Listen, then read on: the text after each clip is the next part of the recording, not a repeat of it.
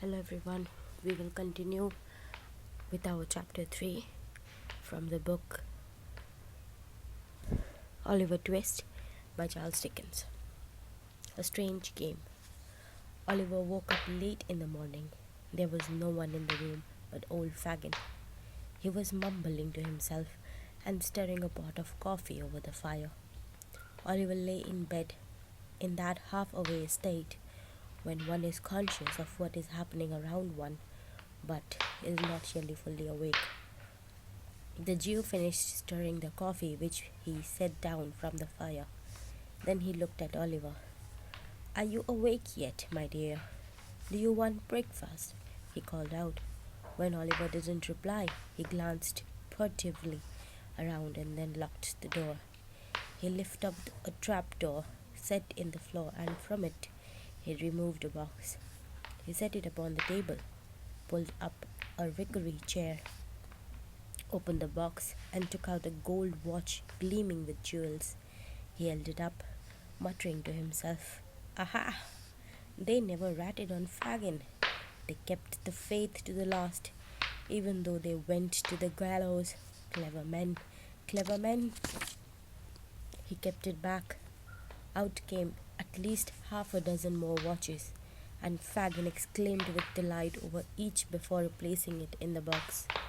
Then it was the turn of fine pieces of jewelry, bracelets, earrings, rings, beautifully made and obviously very costly. The old Jew examined each piece and then put it back. Finally, he leaned back in his chair. His bright, dark eyes fell upon Oliver and met his curious gaze. Immediately, he banged the lid on the box shut and got up, grabbing a bread knife. The knife trembled violently in his hand. "What are you watching for me? What have you seen? Quick, speak, in peril of your life," he said. "I could not sleep any longer, sir," said Oliver, timidly. "I am very sorry if I disturbed you, sir." "You were not awake an hour back," insisted the Jew. No, sir," shuddered Oliver. "Are you sure?" said Fagin in a threatening tone. "Yes, sir, I'm sure. Please believe me, sir," said Oliver. "All right. Hush, hush. It's fine, dear," replied Fagin, putting back the knife and touching the box uneasily. "Did you see what was inside the box, Oliver?" "Yes, sir," said Oliver truthfully. "They are my things, Oliver, my dear," said Fagin, turning pale. "Something to keep me secure in my old age. People call me a miser. Only a miser is all." Oliver thought Fagin must decidedly be a miser, otherwise why would he live in such a filthy surroundings despite having all these riches? "Can I get up, sir?" he asked diffidently. "Of course, my dear. Here, take water from this jug and wash yourself in the basin." When Oliver had washed himself and turned around, the box was gone. Soon Dodger and one of the boys Oliver had seen the previous night came in. This was Charlie Bates. Dodger had brought breakfast, and after all of them had eaten and drank coffee, Fagin became businesslike. "I hope you boys have been hard at work," he said. "Yes," replied Dodger, "very hard." "Hard as nails," chimed in Charlie. "Good boys," crowed Fagin. Dodger produced 2 leather wallets, one red and the other green. Fagin examined each one carefully. "Nicely made, though not as heavy as they might be," he remarked. "Isn't he a good workman, Oliver?" "Yes, indeed, sir," replied Oliver. Charlie Bates laughed uproariously at this, although Oliver could not see what was funny. "And Charlie?" "Wipes," he replied, and turned over 4 handkerchiefs to Fagin. "Very good ones, very, my dear," said Fagin, holding them up to his eyes. "You haven't marked them well, though. The marks have to be picked out. We will teach Oliver to do that, won't we, dear?" "Yes, sir," said Oliver eagerly. "I would like to learn how to make handkerchiefs like Charlie."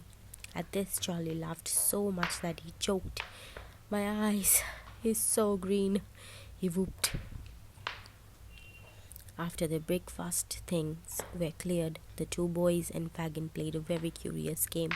The Jew dressed up in a long coat and stowed away various items in its pockets: a watch, a handkerchief, a wallet, and a spectacle case. Then he strolled up and down to the room, walking with a stick, stopping now and then, as if to peer into shops' windows. His imitations of a rich elderly gentleman was so good that Oliver was in splits. As he walked about, Charlie and Dodger managed to remove all the items in its pockets under the pretense of bumping into him accidentally. The game was played several times, and each time Charlie and Dodger extracted the items from Fagin's pocket without his realizing it. There was a knock at the door, and two young women came in, putting a stop to the game. Fagin welcomed them, and they stayed for a long time, talking and drinking. Oliver thought that although they were not very pretty, they were very good-natured and jolly. Then Charlie rose and said, "Well, I guess it's time to go out now." Fagin gave them some money to spend, and the two ladies, Bet and Nancy, went out with Dodger and Charlie. "Well now, Oliver," chuckled Fagin, rubbing his hands together, "don't you think we all had a pleasant time?" "Are they done working for the day, sir?" asked Oliver. "Yes, but they will still do any work that comes their way unexpectedly," replied Fagin, tapping the fire with his poker for emphasis. "You must model yourself after them, especially Dodger, dear.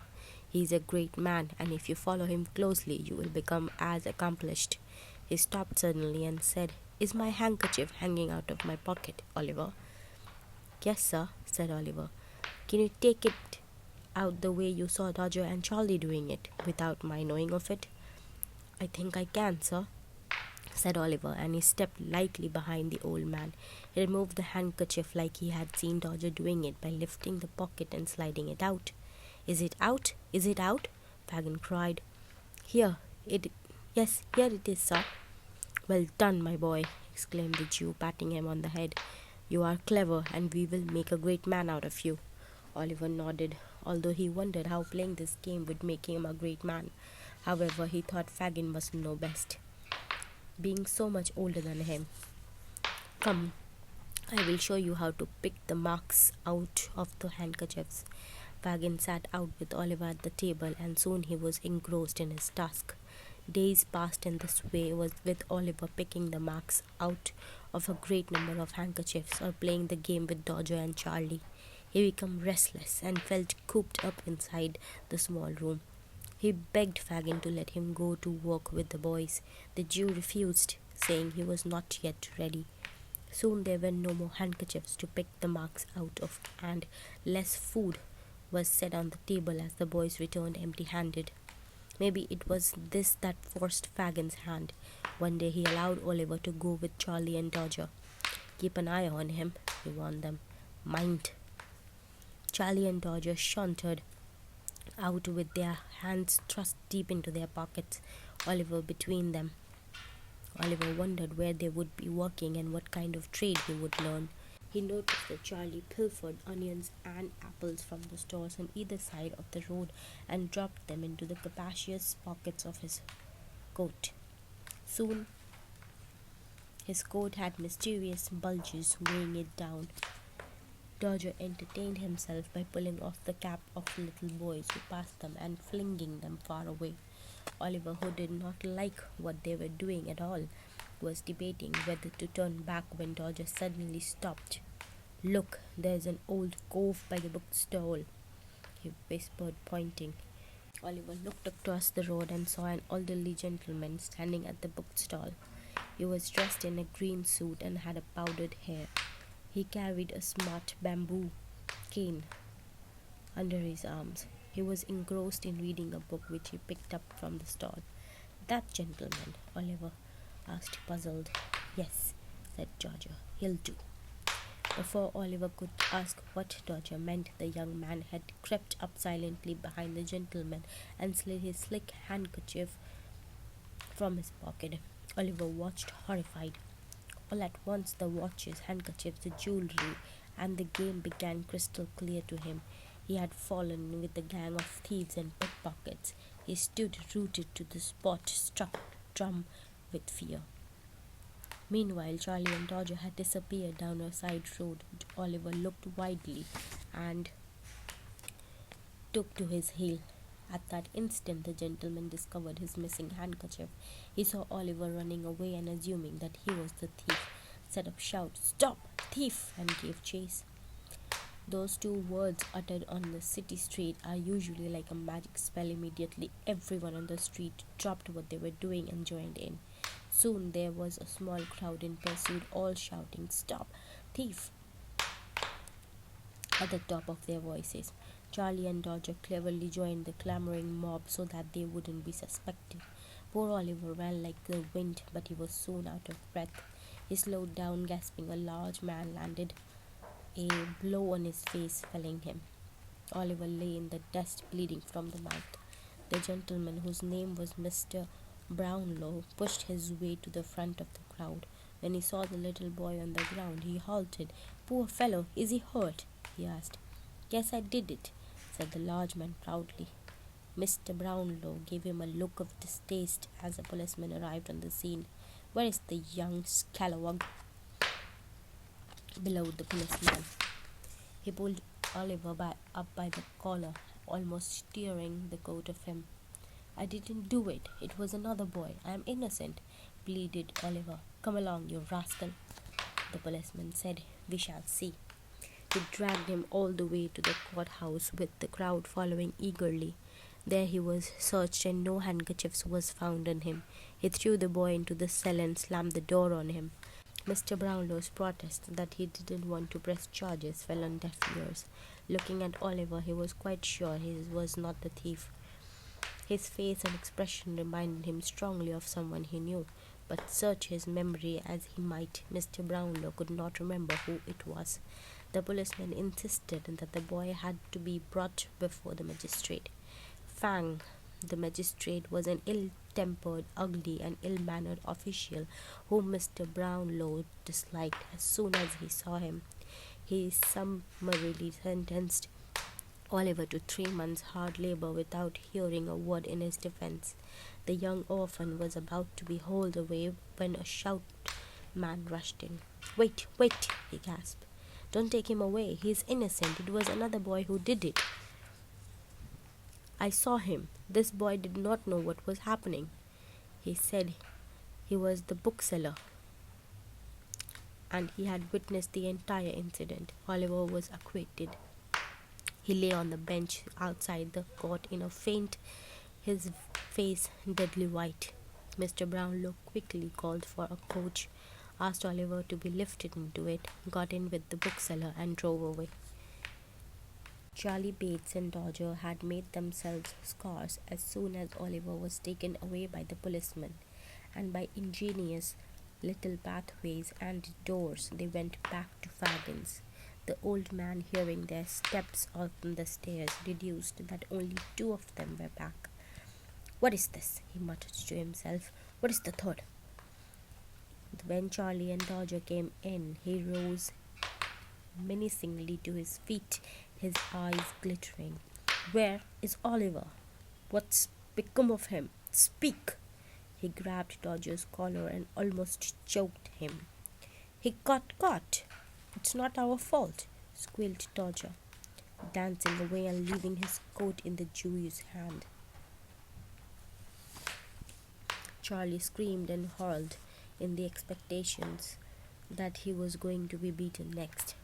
Fagin picked up a pot of beer and aimed it at Dodger, but distracted by Charlie's antics, flung it at him instead. Now, what's going on here? Why, I am being drenched in beer," said a deep, rough voice. "Here, come in, you nasty cur." A stocky man of medium height and in his 30s entered. He was whipping away the beer from his broad, heavy, unshaven face with a dirty scarf.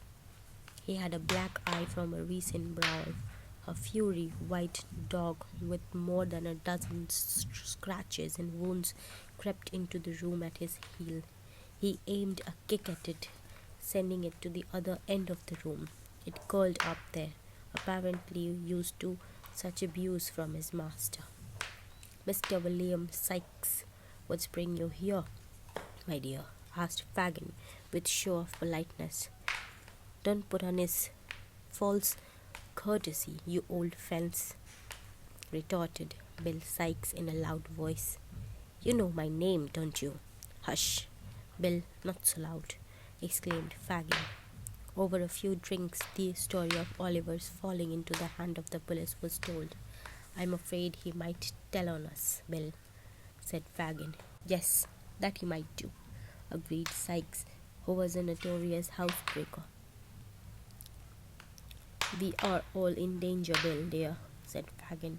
We must find out what happened to Oliver, said Sykes. Someone must go to the magistrate's office. If he has been sent to prison, we can wait till he comes out and then take care of him. If he's been set free, we need to get him back now. Everyone was silent because none of them wanted to go. Steps were heard on the stairs and Bet and Nancy walked in. The very person I wanted to see, said Fagin with an ingratiating smile. Bet you people go to the magistrate's office and inquired about Oliver, won't you, dear? No, Fagin, said Bet very firmly. They know me there and I can't get into trouble. Nancy will go, said Sykes. No one knows her face there yet. Nancy was persuaded with bribes, cajoling, and threats to go disguised as Oliver's sister and pry out information from the court official. Fagin supplied her with clean apron, a straw hat, a little basket, and a street key. Oh, where is he? My darling Nolly, my darling brother. He mimicked fake tears running down her face, sending her audience into a gale of laughter. Sykes, Fagin, and his apprentices sat down to wait. Meanwhile, Oliver was getting over his frightening experience in Mr. Brownlow's house in a shady street in the scrub of Pentonville. He lay in a fevered stupor for many days. One morning he woke up as if out of a bad dream. Where am I? Where have I been brought? I went to sleep in a different place, he said weakly, raising his head from the pillow. Immediately the curtain at the head of the bed was drawn back, and a motherly old lady dressed in a housekeeper's cap appeared. From the time Mr. Brownlow had brought him in, she had felt sorry for the frail, wan child with his guileless face and big blue eyes. Now she gently smoothed the blonde hair from his forehead and said, Hush, my dear, you must sleep now. You have had fever and have lain for many days in the bed. Her soft voice and her eyes were so full of kindness and love that Oliver took a hand in his own thin one and drew it round his neck. Mrs. Bedwin, for that her was last name, was touched by the gesture, and with tears in her eyes she exclaimed, Oh, what a darling little creature for sure. So pretty too. I wonder what his mother would have felt had she been sitting her instead of me. Perhaps she has been watching me from heaven, said Oliver. Quite no, dear, said Mrs. Bedwin, wiping her eyes. You must rest for some more, for you have been very ill.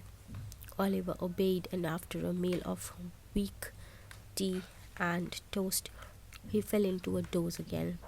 This time it was a restful slumber, for when he awoke he felt more cheerful and healthy. He was able to sit in his armchair in the dining room downstairs. Mrs. Bedwin served him thick, comforting broth with pieces of toast. He felt hungry enough to eat it quickly, thinking that diluted it would have fed 350 orphans. Glancing up after the meal, he saw a portrait of a young, beautiful lady on the opposite wall. He was strangely drawn to it and could not take his eyes off that sweet smile and soulful eyes of the woman in the picture. Who is she? She's so pretty, he asked Mrs. Bedwin. Oh, I don't know, my dear, she replied. Does it disturb you? You must not strain yourself. You are very weak. and the concerned old lady turned his chair around so that the portrait was behind him. Yet Oliver could see it clearly in his mind's eye. Then Mr. Brownlow came in and was happy to see Oliver recovered. The sight of the pale child awoke his pity once again. "So, how are you feeling today?" he asked gruffly. "I'm feeling much better. Thank you so much for your kindness to me, sir." He looked beseechingly at Mr. Brownlow. "I hope you are not angry with me."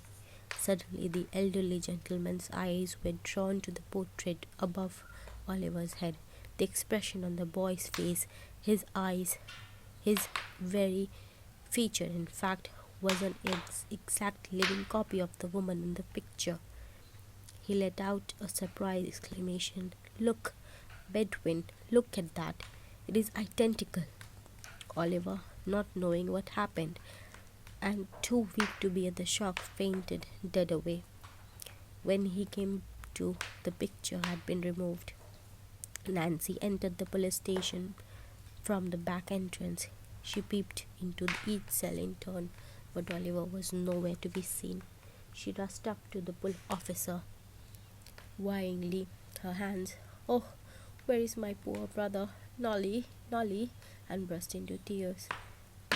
Why you for looking for, miss?" asked the policeman, puzzled. "My little boy, my brother Oliver. I heard he was up before the magistrate." "Oh, he was acquitted and taken away by a gentleman who had accused him.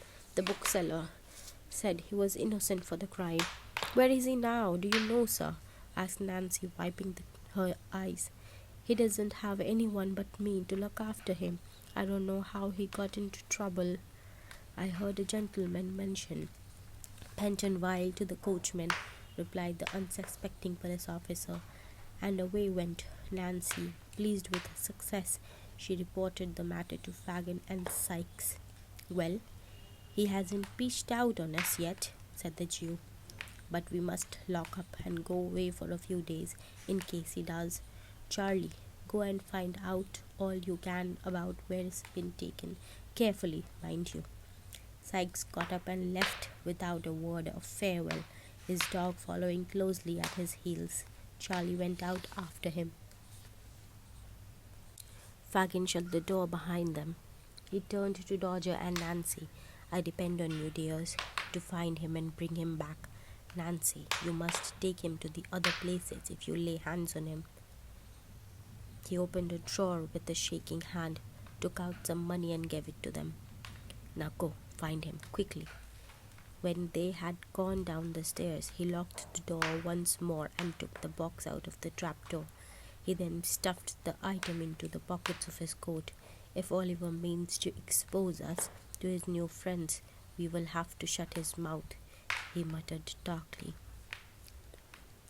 The subject of the Jew's evil thoughts had recovered his health rapidly in the quiet, pleasant environs of Mr. Brownlow's house. Fagin's den was now a bad memory.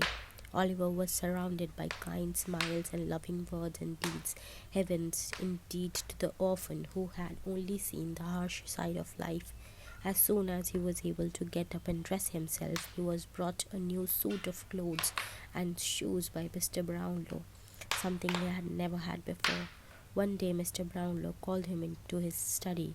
When he observed that Oliver was fascinated with the books that lined in the walls from floor to ceiling, he asked, "Would you like to read them, my boy?" "Yes, sir," said Oliver. "There are a great many of them." You will," said Mr. Brownlow with a smile and patted his head. "If you are a good boy and give me no cause of worry, wouldn't you like to become a great man and write books?" "No," said Oliver. "I would like to read them." "What? And not be a famous author?" Oliver replied that on second thoughts he would rather be a bookseller, upon which Mr. Brownlow had a hearty laugh. "Now come and sit here," he continued, and composed himself, and he pulled up a chair close to him. "I want to speak to you on a serious subject." Oliver was frightened at the grave look on the old gentleman's face. "Oh, please don't say you are going to send me away, sir," he pleaded. Don't turn me out to the streets again to wander about friendless. Let me stay here and be a servant. Have a pity on a poor boy, sir." Mr. Brownlow was moved by Oliver's appeal and said, "No, my dear child, I will never abandon you unless you give me a cause." "I will never, never give you a cause, sir," exclaimed Oliver. "I am happy to hear that, my dear boy.